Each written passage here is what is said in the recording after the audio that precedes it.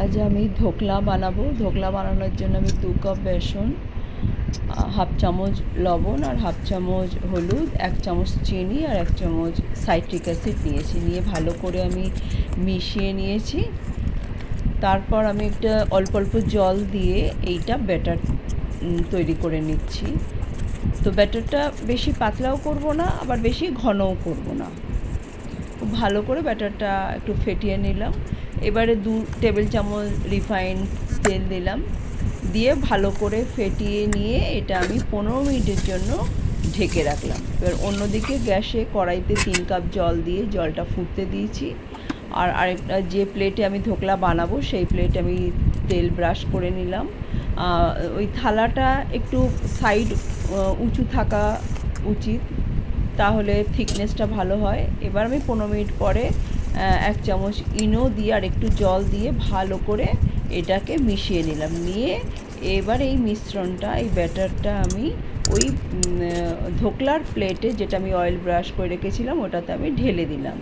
দিয়ে এবার আমি গরম জল যেটা ফুটতে দিয়েছিলাম তার উপরে আমি থালাটা বসিয়ে দিলাম। এবার মিডিয়াম টু লো ফ্লেমে রেখে আমি এটা 15 থেকে 20 মিনিট আমি স্টিমে দিলাম। এবার আমি দেখলাম নাইফ দিয়ে যে হ্যাঁ, কিছু লেগে নেই, তার মানে এটা হয়ে গেছে।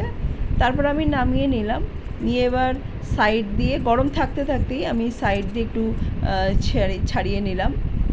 নিয়ে আমি অন্য একটা প্লেটে আমি ট্রান্সফার করে নিলাম। এই গরম থাকতে থাকতে এখানে আমি 1 গ্লাস নর্মাল ঠান্ডা জল, ফ্রিজের জল না, নর্মাল জল এর ওপরে আমি ঢেলে নিলাম। এই জলটা পুরোই সোক করে নেবে, এটাতে মানে সফট হয় ভালো। আর অন্যদিকে আমি একটা প্যানে আমি তড়কা লাগাবো। তেল দিলাম, রিফাইন অয়েল দিলাম। এবারে একটু সর্ষে দেবো, কালো সর্ষে, কারি পাতা, লঙ্কা দিয়ে ভালো করে একটু ভেজে, খুব বেশি ভাজবো না, অল্প ভেজে নিয়ে আমি জল ঢেলে দেবো।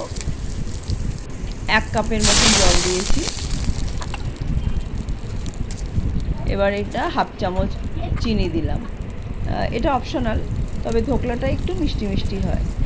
ভালো করে ফুটলে এবার আমি ধোকলাটা যেটা বানিয়েছি সেটা একদম সম্পূর্ণ ঠান্ডা হয়ে গেলে এই গরম তরকাটা আমি এর উপরে ঢেলে দেবো। আমি গরম ধোকলাতে ঠান্ডা জল দিয়েছিলাম, আর ঠান্ডা ধোকলাতে গরম এই তরকাটা দিলাম।